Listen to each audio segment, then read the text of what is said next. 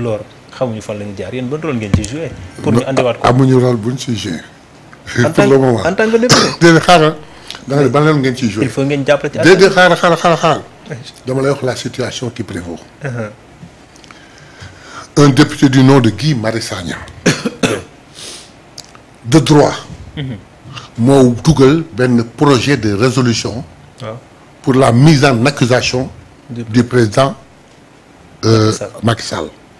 C'est son droit le plus absolu. dugal na ko il paraît que mi ngi ci circuit bi. mais vous allez le soutenir. mais attendez bala ngay soutenir nit da ngay xam li mu wax lan la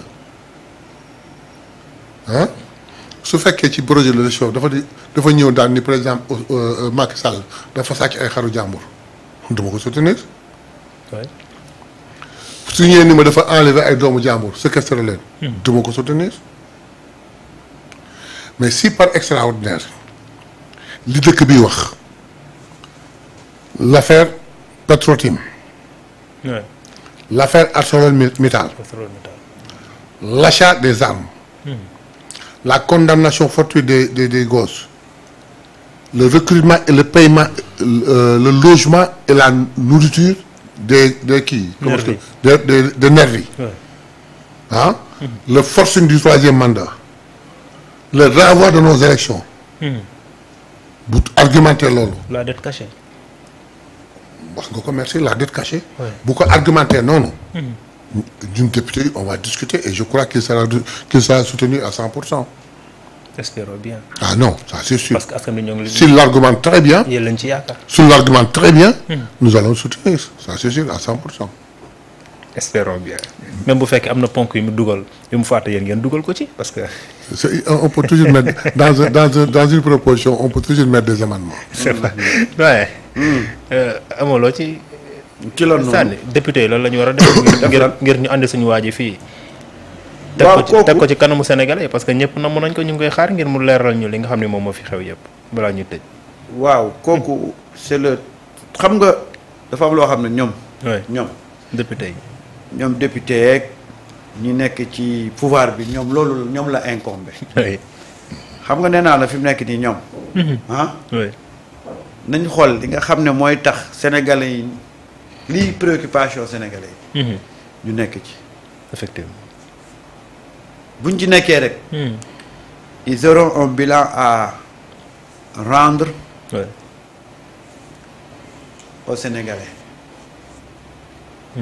sénégalais yi ñii dañ ne Macky warul woon génn réew mi ñii ne Macky dañ ko war a mettre c'est maintenant aux députés et au pouvoir de voir yan mécanisme la ñu disposer pour régler cette question-là. mais une chose est sûre. Macky dane woon daa bàyyi politique. nañ jàpp ne mosul bàyyi politique. xalaatu ko sax. bàyyeegul. waaw beneen bi mooy. il a une belle revanche à prendre sur ces gens-là te saa yu amee occasion dana ko exploiter. waaw. te bu koy exploiter dana métti. parce que Macky il n'a pas digéré ni ñu ko jëlee ci réew mi. absolument. il n'a pas digéré. occasion bu mu amee pour fayeeku. da koy saisir. il va pas hésiter. pare nag li fi yàqu yëpp moo ko fi yàq. kese amul lépp du fi yàqu. ku mel noonu nag ku mel noonu. boo nekkee di layam-layam yi la jekkoo de ñun ñii di wax ci plateau yi sax amaan na mun na ñoo tëj. mais nag xam nga. dans cette affaire là foofu moom duñ fi egg dans cette affaire là il y a une certaine complexité et ñenn ñi. ñu ngi jaxase xel yi. ci nag. Sénégal le commun des mortels dafa am jugement wu tribunal d'instance yi ñoo leen di juger. député bi am chance su bala nga koy laal bala nga koy jàpp foog yëkkati immunité parlementaire am. moom loolu la am. ministre ak président am ni bala nga leen di tudd haute cour de justice kese moo mën ci ñoom dara. mais président ginnaaw haute cour de justice dañ ni haute trahison kese mooy moom ci moom dara. en parlant du sujet là. am ñu génn gi gëmloo nit ñi loolu mënta ne. Macky kenn mënul ci moom dara kenn mënu ko laal. dañuy pourquoi wax dégg nañ ko fi. waaw defal nag. dañuy sóob rek. ñu koy wax. oui moom laa la bëgg wax. La haute trahison ce n'est pas parce qu'on n'a pas défini dans les lois que haute trahison mooy lii mooy lii mooy lii mooy lii mooy lii. mais dañuy wax assassinat ou tuerie dans le code pénal ou dans le code de procédure civile. Oui. Code de procédure pénale wala dans le code civil. oui suñu waxee ni assassinat wala crime wala dara mais ñaata façon moo am est-ce que dañ leen décrit benn par benn. mais am na loo xam boo ko defee da nga xam ne crime la. am na loo xam boo xam ne da nga ko def assassinat la. oui gis nga. prenons le kii d'abord tu prêtes serment tu dis je jure. oui devant Dieu et devant le peuple. ah. Ouais. de respecter la loi et de faire respecter la loi. alors que yow tu as tout fait sauf respecter la loi. c'est une trahison. jàpp doomu jàmbur yi di tëj jàpp ku ni nga tëj kaso.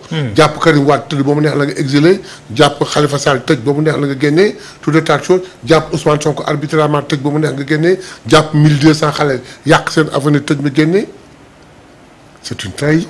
oui ça peut être une trahison am na ñoo xam ne loolu mooy seen jàpp.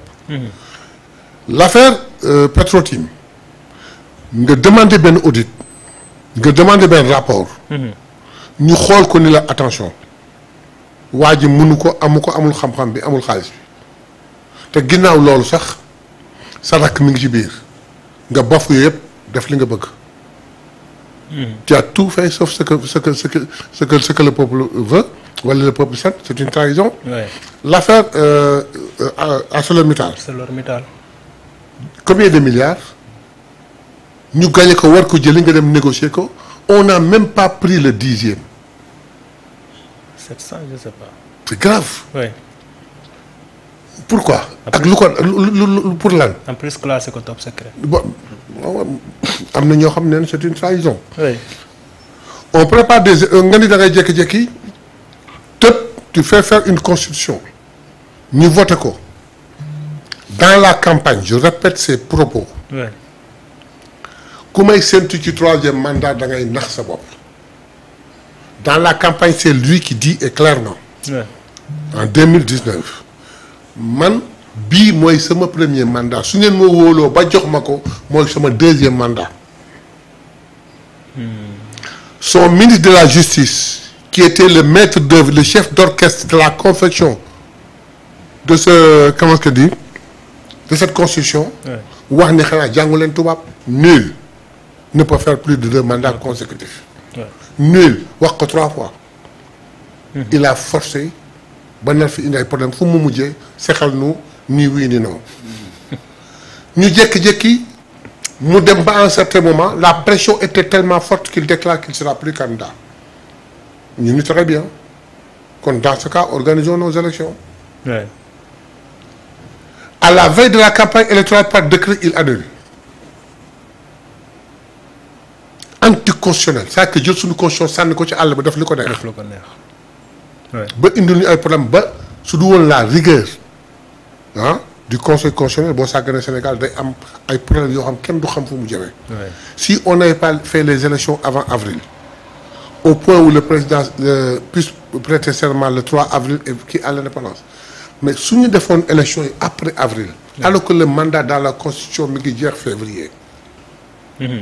mais en 2019 on aura des problèmes mandat bi du mat 5 ans la. absolument 5 ans c'est de telle date d'une année à telle date d'une année. loolu benn. am na ñoo xam ne loolu haute trahison la.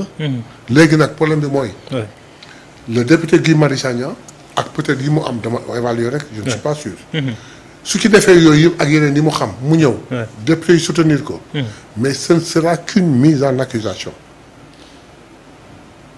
la haute cour de justice va prendre l'affaire instruire au besoin juger. oui il faut mu leer. oui absolument. yéen léegi da ngeen xool ba ngeen ñëwee ba tey les obstacles yi ngeen am ah pour régler certaines questions sur la place publique. bilaay. Est-ce que ça ne vous doit pas aujourd'hui vous pousser à dire que on va mettre en place des lois yoo xam ne dootuñu nekkati di daw autour de ça pour régler une question. oui Je m'explique. pour juger un ministre il a fallu créer benn haute cour de justice. taxawal commission bi. di ko war a composer équipe bi.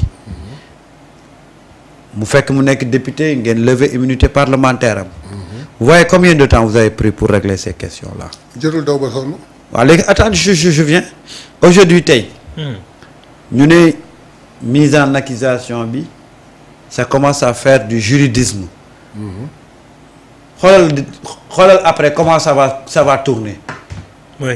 Déjà on commence à faire du juridisme autour de cette question-là et que tu sais ce qui est li gën a métti ci xolu sénégalais mooy ñëpp xam nañ ne dafa def mais il faut maintenant recourir à des gymnastiques juridiques pour mën a étayer li mu def. mais dans toute situation ça c'est la loi de la justice. Justement daf laa jëm dans toute situation. Voilà. Même un voleur qui est pris en flagrant délit suñ demee.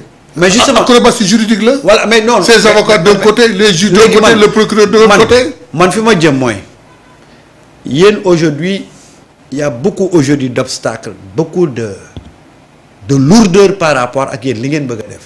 Est-ce que ça ne doit pas vous servir de leçon. pour que ngeen def ay propositions de loi révolutionnaires de telle sorte que. peut-être c'est bien on n'aura pas à recourir à toute cette gymnastique là. mais xam nga peut-être loolu dina ñëw. mais vous oubliez aussi que nous n'avons fait que 9 mois. tout à fait tout à fait et que dans cette année-là on en a fait que 8 mois. tout à fait. mais dafa am benn amalgame bu ma bëgg lever. le gosse dont on parlait l'ancien ministre de la jeunesse là. Pape Malick Ndour.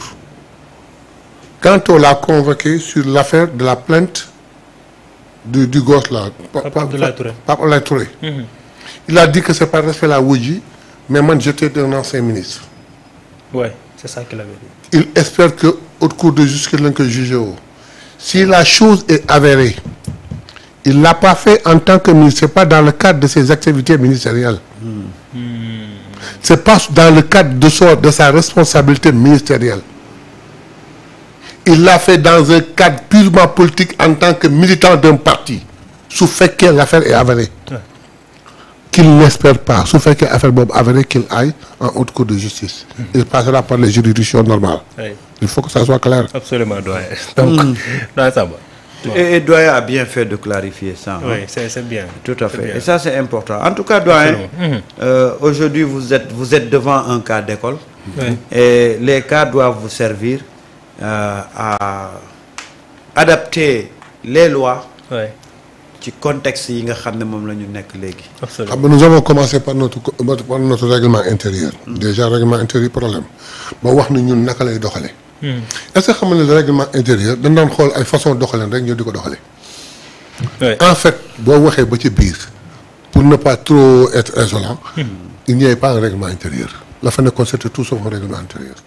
Assemblée. Non, Assemblée c'était tout sauf la preuve. Ousmane Sonko bi mu nekkee premier ministre. On lui a demandé de venir faire sa déclaration de politique générale lu mu wax du ma ñëw. Parce qu'il y avait